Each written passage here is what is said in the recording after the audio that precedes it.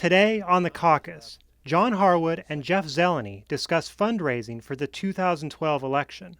Also, Mark Landler on the politics behind President Obama's upcoming address to the nation on Afghanistan.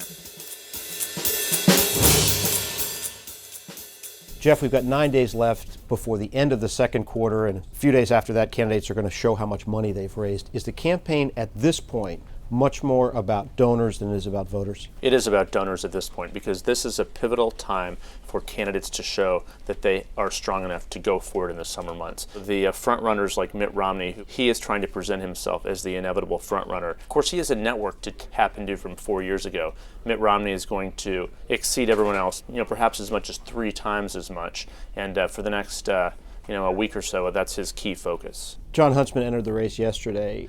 He has an overlapping profile with Mitt Romney. How much can he cut into Romney's financial base? How much does he need to? He's trying to pick off some of these Romney supporters who are not quite yet signed on with Governor Romney this time around. Both of those guys are really rich. Why does it matter so much whether they raise money from other people? Can't they write their own checks? It matters because that's a sign of support. If someone is willing to give money or to ask their friends to give money, it's a sign of support that they're invested in their candidates. So it's actually part of the campaign process. It's not just to make sure that you can have TV ads. At the end of the day, it's not just the dollar sign, it's who's writing these checks, because that signifies that they're going to vote for you, their friends are going to vote for you, and you actually have a reservoir of support. Let's talk about Tim Pawlenty. He had a difficult debate a week ago. He has struggled to raise money by most of the accounts that we've seen. He's playing big in Iowa, which means he's got to spend a lot of money on the Iowa straw poll. How serious are his problems flowing out of money?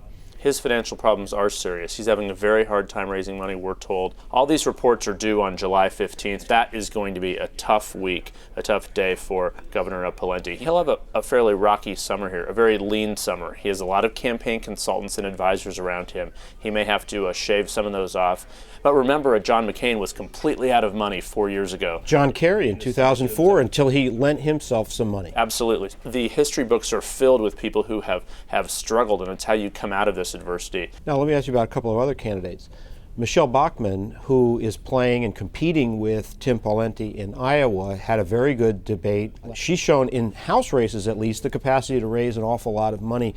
What does that mean for her prospects in the race? And on the flip side, Newt Gingrich has seen his campaign sort of dissolve, and some fundraising aides have most recently quit. Does that mean that he's cooked?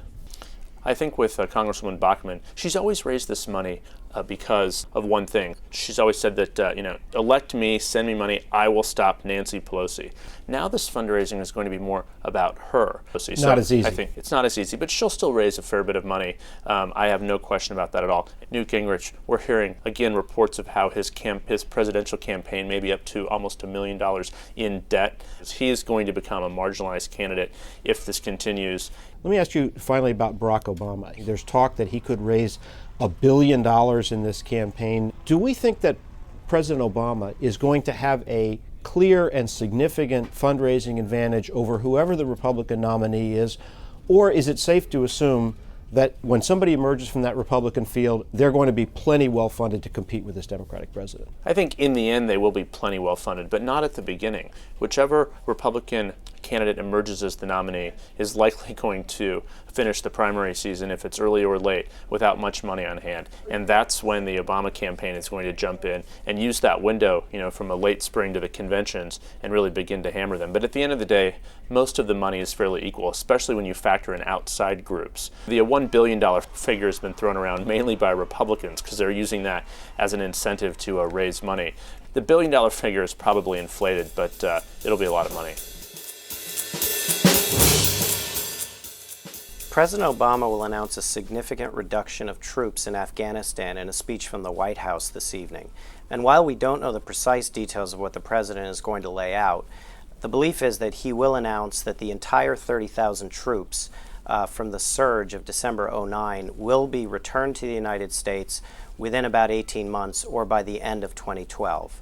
This announcement will have complex implications for the president politically on Capitol Hill, which has grown weary of the war but is splitting in its response to what should be done in unusual ways. In the Republican Party, you have both traditional hawkish Republicans like Senator John McCain, who would like to leave as many combat troops in Afghanistan for as long as possible, but you also have members of the Tea Party who have a more of an isolationist streak and an intense focus on the budgetary impact of the war.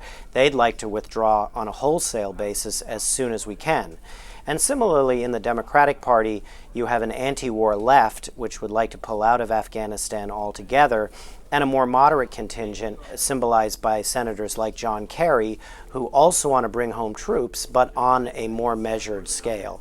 So this is breaking up political lines in Washington in interesting ways, and has all kinds of implications as well for President Obama as he enters an election year in which some Republicans are staking out positions on the war that are actually to the left of the president. Similarly, in his relationship with the Pentagon, the president is walking a line between demanding a reduction that's deep enough to satisfy budgetary and political pressures on the Hill, while not putting the generals in a position of pulling out so many troops that they feel that they can't consolidate the gains they've made on the battlefield over the past 18 months.